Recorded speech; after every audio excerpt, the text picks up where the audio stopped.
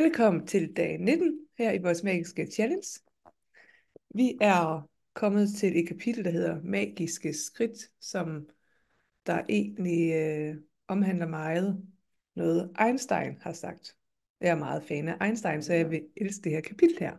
Men først så vil jeg lige dele det fra i går, hvor vi skulle lave en magisk huskeliste. Og jeg havde 2 ting, som der var mest vigtigt for mig at få husket og få lavet. Og det ene, det er arbejdsmæssigt, det er omkring min hjemmeside. Der skal lige være styr på, at jeg har et program, som der skal ligge fast derinde, som I skal kunne gå ind og investere i meget let. Og min hjemmeside, den hedder mindlove.info. Og der vil jeg gerne have, at det skal være sådan, at I med lethed og glæde kan gå ind og investere i nogle ting, som jeg har liggende derinde. Jeg har et program lige nu til dig, som der er blevet forladt af din partner, eller har mistet din partner.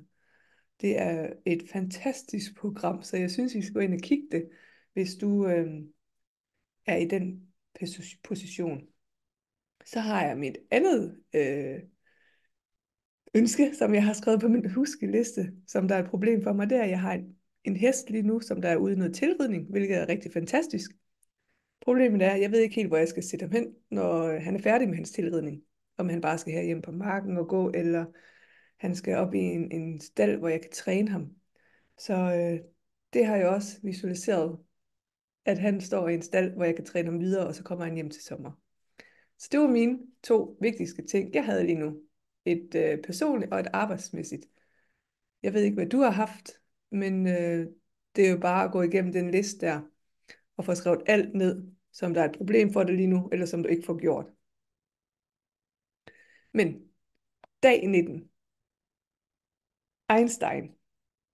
Han sagde, 100 gange hver dag minder jeg mig selv om, at mit indre og ydre liv afhænger af andre menneskers arbejde, levende såvel som døde, og at jeg må anstrenge mig for at give tilbage i samme mål, som jeg har modtaget og stadig modtager. Med disse ord gav Einstein os en gave, der er på højde med hans videnskabelige opdagelser. Han gav os et af de magiske hemmeligheder ved sin succes. Taknemmelighed hver dag. Einstein han ydede taknemmelighed hver dag. Einstein er inspirationen bag denne magiske dags øvelse, og du kommer til at følge i hans fodspor for at opnå succes i dit liv. I dag vil du, som Einstein, sige tak 100 gange, og det gør du ved at tage 100 magiske skridt. Selvom du måske vil finde det utroligt, at skridt kan gøre en forskel i dit liv, vil du opdage, at det er noget af det mest kraftfulde, du kan gøre. Så er der et citat her, som der også er virkelig stærkt. Gud har givet dig 86.400 sekunder i gave i dag. Har du brugt bare et af dem på at sige tak? Prøv at tænke over det. For at magiske skridt, tager du et skridt, mens du i tankerne siger det magiske ord tak, inden din fod rører jorden. Hvorpå du igen siger tak, når din anden fod rører jorden. En fod tak, næste fod tak, og bliv ved med at sige det magiske ord for hver skridt. Det bedste ved magiske skridt er, at du kan tage et hvilket som helst antal magiske skridt, hvor som helst og når som helst. Igennem dit hus, fra det ene værelse til det andet, når du går til frokost eller kaffepause, når du går ud med skraldespanden og går til en forretningsmøde, går ud og finder en taxa, eller et tog, eller tager bussen eller bilen. Du kan tage magiske skridt på vej til alt, der betyder noget for dig. Som en eksamen, en date, en jobsamtale, en optagelsesprøve, for at møde en klient, banken, tandlægen, frisøren, for at se dit hold spille kamp. Du kan tage magiske skridt alle steder. Jeg tager magiske skridt rundt i mit hus, fra min seng til badeværelset, fra køkkenet til soveværelset, og ud til min bil og til postkassen. Hver gang jeg går hen ad en gade, eller går hen et sted hen, vælger jeg et punkt som min bestemmelse, og jeg lægger taknemmelighed i min skridt hele vejen derhen.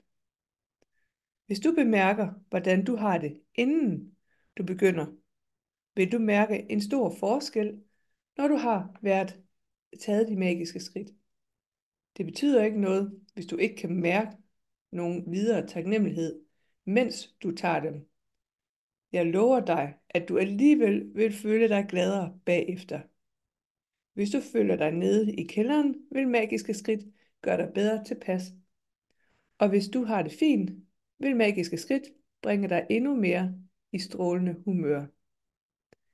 De magiske skridt bliver mere effektive, hvis du tager dem i godt 90 sekunder. Det er den tid, det vil tage en gennemsnitsperson at tage 100 skridt i roligt tempo.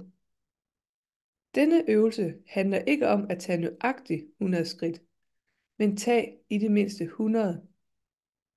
For det er sandsynligvis så mange, der skal til, for at du kan mærke nogen forskel. Så snart du er så nogenlunde klar over distancen, kan du tage dine 100 taknemmelighedsskridt, når du når som helst i løbet af dagen. Lad være med at tælle skridt, imens du gør det, for så ender du med at tælle i stedet for at sige tak. Det magiske ord, som du skal gøre for hver skridt. Når du er færdig med denne dags magiske øvelse, vil du have sagt det magiske ord tak 100 gange. Hvor mange dage i dit liv har du sagt tak 100 gange? Einstein, han gjorde det hver dag. Så det synes jeg, så det er faktisk en meget kort, men meget givende øvelse at sige tak for hver skridt, man tager. Så glæder dig til det. Jeg glæder mig til at høre, hvordan du har gået det.